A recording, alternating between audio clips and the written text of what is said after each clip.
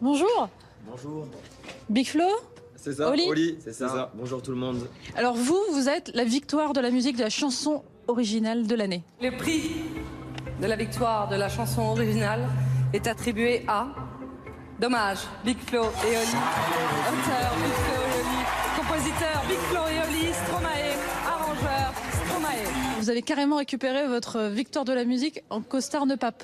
Ouais, c'est pas la même tenue, hein, c'est pas la pareil, même tenue. Comme c'était un moment qui était assez important pour nous et on voulait marquer le coup avec une tenue un peu spé. Et du coup, on a sorti le costard, quoi. Tous les concours qu'on a fait quand on était jeune groupe, on a tout perdu. Et ça prouve que même quand on finit deuxième, troisième, quatrième, il faut s'accrocher et puis un jour on gagne. Le morceau s'appelle Dommage. Il aurait dû y aller, il aurait dû le faire, crois-moi. On a tous dit assez dommage, c'est peut-être la dernière fois. Plus de 123 millions de vues sur YouTube. Vous vous rendez compte? Les 5 premiers millions, on était là en mode cool. Puis quand ça a dépassé les 50, on a dit waouh. Et quand ça a dépassé les 100, bon, on a dit là c'est plus à nous, quoi. C'est quand même un son que vous avez composé avec Stromae. On avait le son qui était déjà à peu près fini et on a dit il nous manque une petite touche, il nous manque quelque chose. Et on nous a dit que Stromae recommençait à travailler. Du coup, on allait en studio avec lui une journée. C'était un moment incroyable parce que c'est un artiste qu'on respecte énormément et c'est un exemple pour nous. On a parlé de Stromae avec lequel vous avez composé Dommage. Ouais. Dans l'album La Vraie Vie. Alors il y a des featuring avec Jean Dujardin, Ouais. Joe Starr Ouais.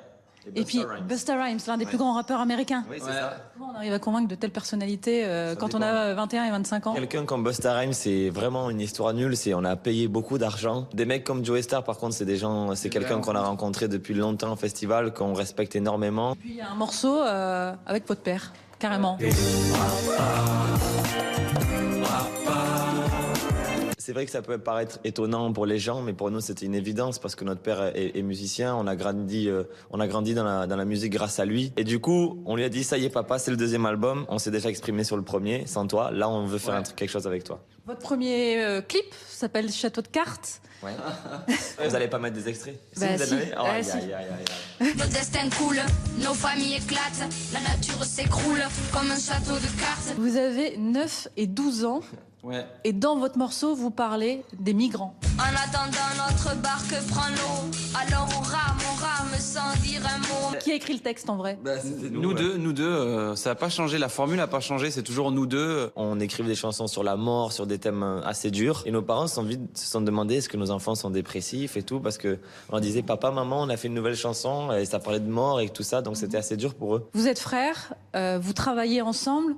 En gros, vous êtes H24 ensemble. Comment vous faites? C'est une chance énorme d'être avec son frère, de vivre tout ça à deux, en famille. On sait la chance déjà de savoir que on est avec une personne qui nous trahira jamais, parce que c'est notre frère. Et en plus de pouvoir, quand on vient de faire un zénith de 15 000 personnes et qu'on rentre à l'hôtel, qu'on se retrouve en slip à l'hôtel après avoir fait un concert devant 15 000 personnes, pouvoir dire à quelqu'un « Waouh, ça fait bizarre » et que la personne nous dise « Ouais, c'est vrai ».